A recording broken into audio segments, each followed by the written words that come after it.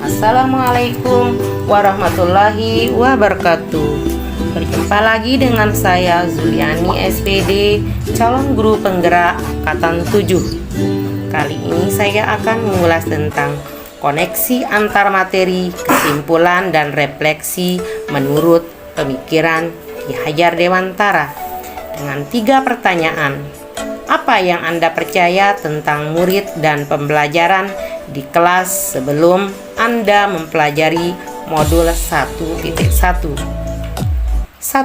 Sebagai guru, saya masih memiliki mindset bahwa saya harus mengisi dan menulis pada kertas kosong. Artinya, guru adalah salah satunya pusat pembelajaran yang harus digugui, dihormati, dituruti, dan didengarkan segala perintahnya. Kedua, sebagai guru PAUD, kadang saya masih memaksakan kehendak saya semata dalam pembelajaran dan membandingkan anak yang satu dan anak yang lainnya. Artinya saya sering sekali memberikan ragam main kepada anak berdasarkan kemauan guru hanya untuk mencapai semua aspek perkembangan. Guru juga terkadang maksa anak untuk tidak cengeng dan harus terbiasa berpisah dengan orang tuanya di sekolah saya di TK Islam As-Saadah. Artinya, kadang memaksa anak masuk kelas ketika anak masih menangis karena tidak mau berpisah dan maunya ditunggu di dalam kelas dengan orang tuanya. 4. Guru juga kurang memahami karakteristik murid yang sesuai dengan kodrat alam dan kodrat zaman. 5. Rendahnya motivasi murid sehingga mereka pasif dalam proses. Pertanyaan kedua,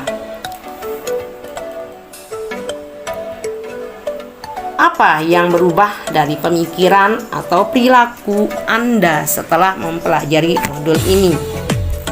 Saya menyadari bahwa anak-anak bukan lagi seperti kertas kosong yang hanya bisa diisi sesuai kehendak guru. Artinya, guru bukan satu-satunya sumber belajar, namun guru harus mampu menebalkan karakter anak yang sesuai dengan kodrat alam dan kodrat zaman. Sehingga sebagai guru, saya wajib menuntun tumbuh kembangnya anak didik saya untuk dapat memperbaiki aspek budi perkembangan maupun jati dirinya. Aspek budi pekerti jati dirinya yang sesuai dengan kodrat anak masing-masing, sesuai dengan perkembangan zaman tanpa membandingkan dan membedakan antara anak yang satu dan anak yang lain. 2. Menciptakan pembelajaran yang menarik dan menyenangkan. 3. Memberikan kebebasan kepada murid untuk memilih ragam main untuk kegiatan yang akan dilakukan oleh anak di sekolah TK Islam As-Saadah. Sebagai guru, saya baru memahami makna menghamba pada anak, yang artinya memberikan perhatian yang sama kepada semua anak, karena semua anak memiliki keunikannya masing-masing.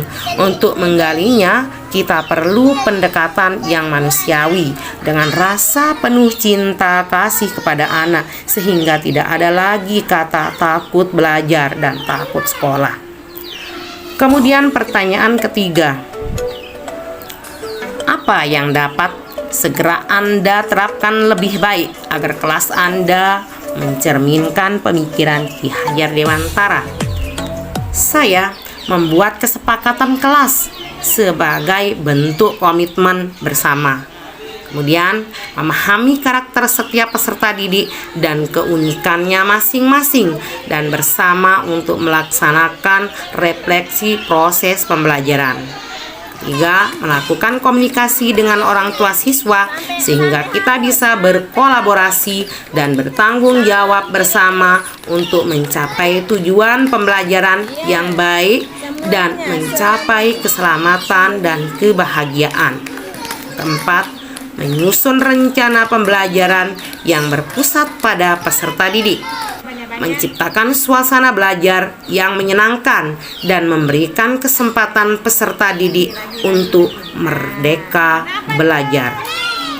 Adapun kesimpulannya semuanya adalah Pendidikan adalah menuntun kekuatan kodrat anak untuk mencapai keselamatan dan kebahagiaan dengan menjalankan dengan hati yang ikhlas dan ketulusan serta komitmen bersama.